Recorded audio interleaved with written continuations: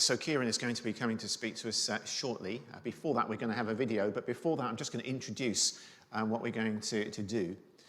This is the fourth week in our series called Behind the Logo. So we're taking a number of well-known logos of huge, big, multinational companies, and just looking at those logos briefly and saying, what do they represent and what values do they have, and are they values that we can embrace as Christians, as followers of Jesus? So what are the three we've done so far? Can you remember? Nike, yeah. Amazon and Apple. That's right, Apple. Yeah, so we're doing Adidas today, or Adidas, I don't know how you pronounce it. Another company who specializes in sportswear predominantly. Okay, so we're going to do Adidas. And I just want to introduce where Adidas actually came from, why they're called Adidas. Okay, and the answer, is here. It all started with a cobbler in a small German town. A cobbler is someone who makes shoes. And in the early 1920s, shortly after the First World War, Adolf Dassler, you got it? Yeah, you see? I didn't know that until I looked at this. Began making sports shoes in his mother's washroom. His older brother, Rudolf, joined the business, and the Dassler brothers' shoe factory was born. It was in 1936 when Adolf Dassler convinced US sprinter Jesse Owens to wear his shoes during the 1936 Summer Olympics that everything took off because he won 4 gold medals. In 2020, Adidas made a profit of £17 billion. David Beckham was their biggest sports star in the UK, but I think they're slightly bigger in the USA than they probably are here. And if you just are interested, Adolf and Rudolf actually split up. That's why it was then called Adidas, but Rudolf went to form Puma, another sports brand. So quite talented shoemakers. And they have a number of logos, but the one we're going to concentrate on this morning is this one. The Adidas logo is always 3 black stripes. And this one was designed to convey the idea that if you are running uphill, then you have the appropriate footwear if you have shoes. You need shoes, I guess, but their shoes, the shoes from Adidas. If you are overcoming obstacles, if you are just exerting yourself in any kind of way, the best shoes to wear are shoes from Adidas. So we'll park that for a moment, and we will just have a video before Kieran comes to speak. We may have seen this video before. It's called I Am a Runner, and it brings the metaphor of running to the idea that actually, as followers of Jesus, we are all runners. We're all in a race, and we all need.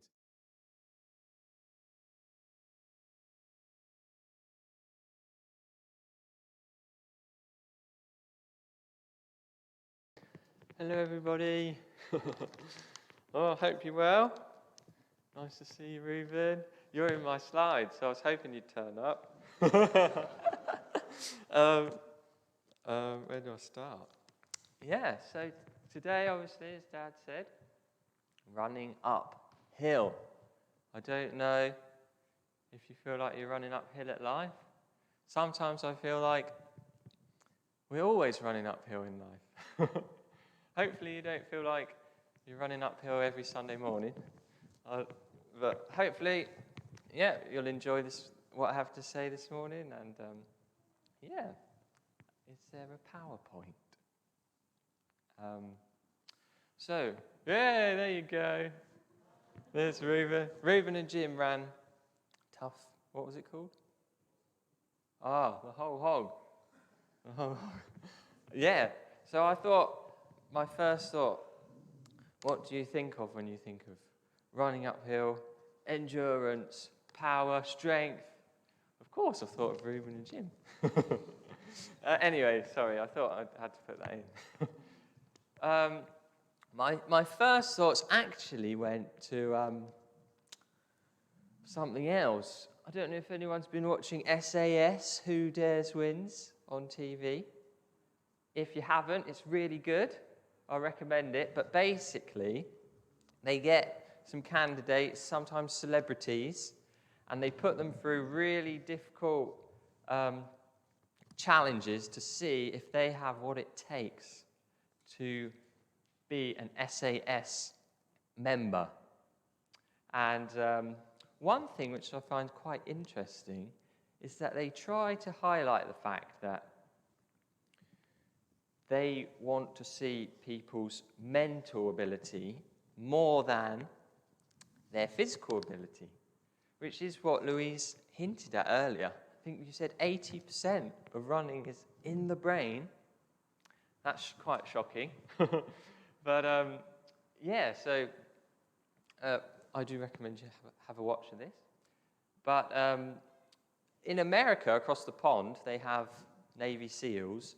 I believe that's something quite similar.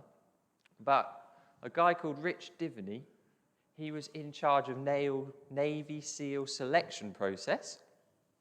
And along those lines, he actually realized that the people he thought were going to pass the test, what they call Hell Week, sounds fun, they didn't. The people he thought were physically stronger, who were good on paper, who had all the qualifications, they were the ones that didn't get through Hell Week. And he wanted to see why. Why was this? And what he found out was that there's actually a distinction between what we think of as skills and what we think of as attributes. So skills would be something like being really physically strong, being able to shoot a rifle well, and then attributes would be something like endurance, or what he calls grit, courage, perseverance, adaptability, and resilience. So he's that guy who was in charge of the selection process, has gone on to write a book called The Attributes, and it's actually about going into a workplace environment. But anyone can read it, and it's about how you develop attributes, which is different to developing skills. So he says we can deliberately develop attributes, just not the same way we do with skills. We can't take a class or be taught by someone else. It's a decision, self-motivation, self-direction, conscious effort. It will also take your willingness to be uncomfortable, because developing any attribute that we are low on will mean pushing against actions that we're used to. But you can do it with enough effort. You can have as much of any attribute as you want. So basically what I think he's saying is that running uphill develops our attributes and not just our skills. And I was thinking, yeah, that sounds pretty biblical, doesn't it? I don't know if anyone agrees. And this verse popped into my mind, it's quite a famous one, Romans 5. Not only so, but we also glory in our suffering, because we know that suffering produces perseverance. Perseverance, character, hope, and they are all attributes. And the Bible is very focused on our attributes before it's focused on our skills. And I think that's a very attractive point that actually our culture and things like SAS, things like endurance events promote. And it's a great thing. And we need to develop our attributes, and God cares a lot about our attributes. But I think the point I wanted to share this morning is that it's important that these achievements and the development of our character doesn't become our focus, because it has in my personal experience in my life. And so I just want, before I talk about that, share a little story. So I apologise if I talk about this a lot, but I did a year abroad in Japan, and obviously it affected me quite a lot. But about 6 months plus through that experience, I think all the hype had worn off, and I started to feel a bit more anxiety in everyday life. Particularly, you become aware that you're different. You become aware that your language ability is rubbish. You can't communicate well, and I had to do a lot of public speaking, and I really get scared for public speaking. If you can't tell, I obviously put on a good face. And yes, maybe that would encourage you. I get nervous. But anyway, I think the heightened pressure of being in Japan made me even more scared for stuff like that. And there was one time we were in a little group, and I had to share what our group had discussed. And for some stupid reason, everyone could speak English there. And if they couldn't, I had an interpreter. But I decided I'd go for it in Japanese. And I got halfway, and I was so nervous that I couldn't actually continue. And I had to sit down. And I don't know if I hid it quite well. Hopefully I did. But my friend Philip, he got up and continued. So absolute legend he was. He saved me there. I felt awful, wanted to die, go in a hole, hide away. But that started me on a strange journey, and I went before God in prayer a lot, and I would pray this kind of prayer. Oh, God, please would you give me courage? Please would you give me confidence so that people would look at my life and they'd want to know you. And I don't think that's a bad prayer. I think God wants us to be confident. He wants us not to fear. But that became the focus. And I thought that if people didn't see courage in me, if they didn't see confidence in me, I thought that they wouldn't see God as attractive, or my life wouldn't be a good witness. I don't know if that makes sense.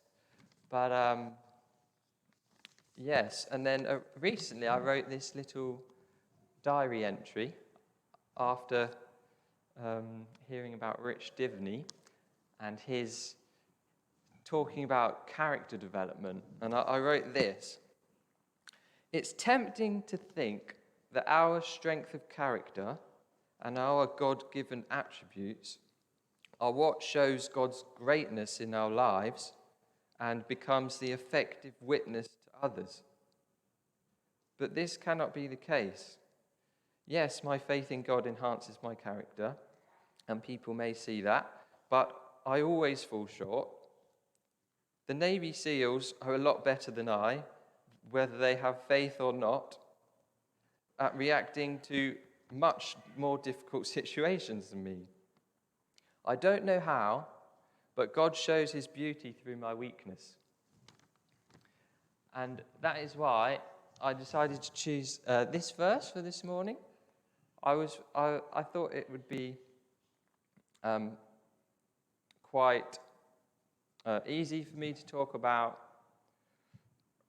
enduring, and we need to keep going, and Christians, we should persevere, and of course we should, but I think at the heart of running uphill, God wants us to realize that we need to depend on him. And he wants to grow our attributes, but they are not the focus. And so this verse really hits me. we were under great pressure far beyond our ability to endure, so that we despaired of life itself. Indeed, we felt we'd received the sentence of death, but this happened that we might not rely on ourselves, but on God, who raises the dead. I just love how Paul is not ashamed to say that he couldn't endure. He didn't think he could endure. And even Jesus, when he's in the garden before he's crucified, said, "Father, take this cup from me." And then from that place, he has no choice but to depend on God. And when you get to that place, you really know what it is to have faith and endurance. And this one is so beautiful as well. I think it just highlights where God puts his priority, that he takes no pleasure in the strength of a horse or in a human. The Lord delights in those who fear him and those who put their hope in him, which is so encouraging, especially when we don't feel like we're enough. And I just wrote this little summary of what it means when we go through uphill struggles as Christians. It says, when we truly face an insurmountable uphill, we see if our faith is a reality. A nice Christianity, which develops our character and makes us great people, will not compensate true despair. The insurmountable uphill gives us new light to reality. When we realize our hopelessness, our faith has the opportunity to become real action of trust in the reality of God and his real ability to get us through. This is real endurance. Knowing and believing who God is and trusting him, whatever the situation. An insurmountable uphill means we have to stop carrying God as a comfort item to ease our travels and allow him to carry us. This is real faith. And just to finish, I've got 2 questions which I asked myself, which I went through. And yeah, hopefully you can ponder them. So here they are.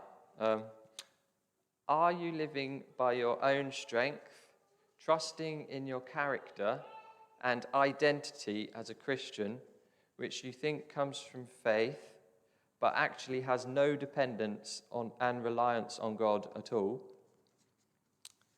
Second one, is Christianity simply a framework for your life to give you meaning, motivation, and method in developing strong character, mental health to face life, instead of a reality of dependence and trust in God, whether you are strong or not?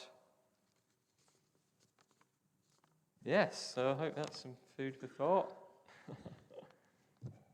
Over to Dad.